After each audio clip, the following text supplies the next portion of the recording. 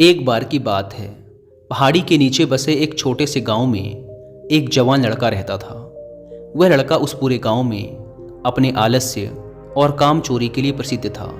सभी गांववासी उसे आलसी कहकर ही पुकारते थे, क्योंकि वह पूरे दिन एक पेड़ के नीचे पड़ा रहता, झपकियां लेता और अपने भविष्य के बारे में अच्छे अच्छे सपने देखता।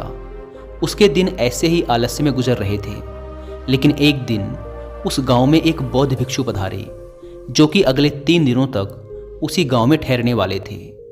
बौद्ध भिक्षु गांव में भिक्षा मांगते, दिन भर लोगों को उपदेश देते और रात्रि में गांव के बाहर बने बौद्ध मठ में विश्राम करते।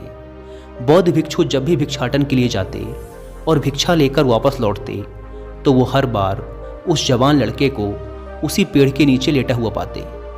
बौद्ध भिक्षु 2 दिनों तक ये सब देखते रहे और वो समझ गए कि यह लड़का मानसिक आलस्य का गुलाम है। तीसरे दिन जब बौद्ध भिक्षु भिक्षा लेकर वापस लौट रहे थे, तो वह उस लड़के के पास गए, जो कि अभी भी उसी पेड़ के नीचे लेटा हुआ था। भिक्षु ने लड़के से कहा, बेटे, मेरे पास तुम्हारे लिए एक काम है। मैं चाहता हूँ कि तुम उस पहाड़ी की चोटी तक जाओ और वहाँ से मेरे लिए एक पंख लेकर आओ।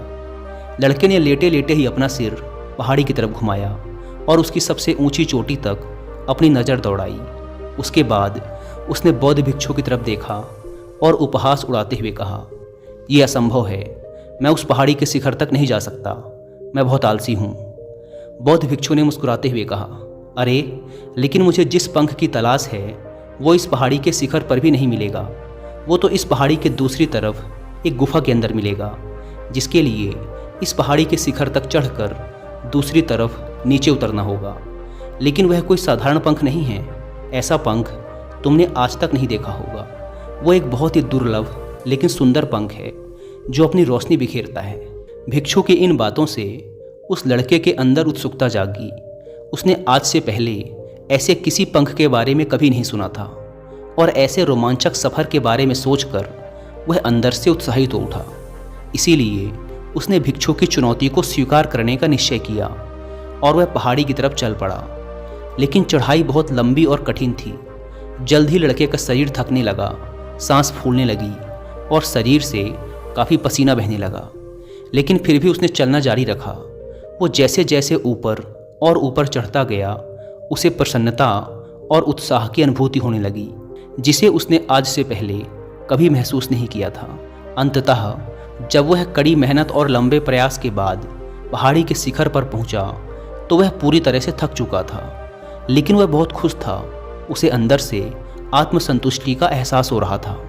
उसके चेहरे पर योद्धाओं जैसी मुस्कान थी, जैसे उसने कोई युद्ध जीत लिया हो। उसने पहाड़ी के शिखर से नीचे देखा। उसके सामने एक बहुत ही मनमोहक दृश्य था। उसने अपने अंदर एक उपलब्धि की भावना महसूस की, जो उसने आज से पहले कभी नहीं की थी। लेकिन असली चुनौती आगे थी। लड़के को पहाड़ के दूसरी ओर उतरना था और उस गुफा को ढूंढना था जहां पंख के मिलने की बात कही गई थी। नीचे उतरना और भी ज़्यादा मुश्किल व खतरनाक था, क्योंकि ढलान ज़्यादा खड़ी थी और चढ़ाई के समय लड़का कई बार लड़खड़ाया और गिरा भी था, तो वह डर भी उसके अंदर था। लेकिन भिक्षु को पंख लाकर देने के वादे की वजह से वह लगातार आगे बढ़ता रहा। काफ़ी खोज मशक्क़त और कड़ी मेहनत के बाद जब वह अंत में गुफा तक पहुंचा, तो उसने देखा कि पंख वहीं पड़ा हुआ था, जो गुफा के प्रवेश द्वार से छनकर आ रही रोशनी में चमक रहा था। उसने पंख उठाया, लेकिन उसकी सुंदरता को देखकर अचंभित रह गया। वह काफ़ी देर तक पंख को ही घूरता रहा, लेकिन फिर अचानक उसे याद आया कि अभी तो उसे वापस भी जाना है। उसने खुद की तरफ देखा। वह पूरी तरह से थक चुका था। वह चिंतित हो गया कि वह पहाड़ पर कैसे चढ़ेगा और भिक्षु तक पंख कैसे पहुंचाएगा।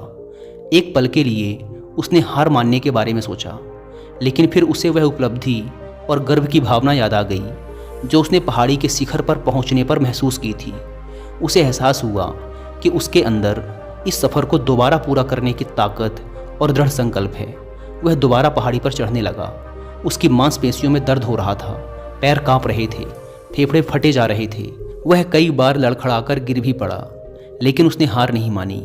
वह खुद को आगे बढ़ाने के लिए लगातार प्रेरित करता जा रहा था। अथक प्रयास और घंटों की कड़ी मेहनत के बाद अंततः जब वह बौद्ध भिक्षु के पास पहुंचा, और उनके हाथों में वह पंख रखा तो उसकी खुशी का ठिकाना ना रहा। उसे महसूस हुआ कि आज उसने अपने आलस्य पर काबू पा लिया है और कुछ महत्वपूर्ण करके दिखाया है। उसके चेहरे पर इतनी खुशी और संतुष्टि का भाव देखकर बौद्ध भिक्षु मुस्कुराए और बोले, बहुत बढ़िया मेरे बच्चे, आज तुमने जीवन का एक बहुत ही महत्वपूर्ण सबक सीखा है कि आलस्य कोई ऐसी चीज़ नहीं है जिसे स्वीकार कर लिया जाए या सहन किया जाए। आलस्य एक चुनौती है जिसे दूर करना होगा। यह एक बाधा है जिसे पार करना होगा और आलस्य को ख़त्म करने के लिए तुम्हें अपना पहला कदम उठाना ही पड़ेगा। अपने लक्ष्य की ओर चलना ही पड़ेगा और तब तक चलते रहना पड़ेगा जब तक तुम अपनी मंजिल को हासिल नहीं कर लेते। लड़के ने भिक्षु के शब्दों की गहराई और उसके महत्व को समझते हुए हाँ में अपना सिर हिला दिया। आज उसे एहसास हुआ कि वह हमेशा से ही बड़ी और महान चीज़ों को करने में सक्षम था, लेकिन उसके आलस्य ने उसे रोक रखा था। अब वह जानता था कि उसके पास अपने रास्ते में आने वाली किसी भी बाधा को दूर करने की ताकत और दृढ़ संकल्प है। इसके बाद भिक्षु ने उस लड़के को आशीर्वाद दिया और उस गांव से चले गए। इस कहानी से सीखने वाली बात यह है कि जब हम असंभव लगने पर भी अपने लक्ष्य को प्राप्त करने के लिए खुद को आगे बढ़ाते हैं, तब हम अपने भीतर एक ऐसी ताकत और दृढ़ संकल्प की खोज करते हैं जिसके बारे में हम पहले कभी नहीं जानते थे। आलस्य पर काबू पाने के लिए हमें खुद को चुनौती देनी चाहिए और बड़े व महत्वाकांक्षी लक्ष्य बनाने चाहिए। फिर चाहे वो लक्ष्य कितने ही मुश्किल क्यों ना हो, हमें लगातार खुद को अपनी शारीरिक और मानसिक सीमाओं से परे ढकेलते रहना चाहिए और असफलताओं व बाधाओं का सामना करने पर भी अंदर से मजबूत बने रहना चाहिए। हमें अपने लिए एक नियम बनाकर और उस पर टिके रहकर अपने दैनिक आदतों और दिनचर्या में अनुशासन और निरंतरता भी विकसित करनी चाहिए। हम कुछ ऐसी अच्छी आदतें बना सकते हैं जो हमें मन न लगने पर भी ध्यान केंद्रित करने और क्रियाशील बने रहने में मदद करती हैं। एक और महत्वपूर्ण बात, आलस्य पर काबू पाने का मतलब विकास की मानसिकता विकसित करना है। इसका मतलब चुनौतियों और असफलताओं को विकास और सीखने के अवसरों के रूप में देखना, ना कि हार मानने के कारणों के रूप में। विकास की मानसिकता को अपनाकर हम असफलता के बारे में अपनी सोच को नया रूप दे सकते हैं और इसका अपने सुधार व सीखने के लिए उपयोग कर सकते हैं। और अंत में हमें अपने आलस्य पर काबू पाने के लिए अपने आराम को छोड़कर जीवन की चुनौतियों और अवसरों को स्वीकार करना ही पड़ेगा।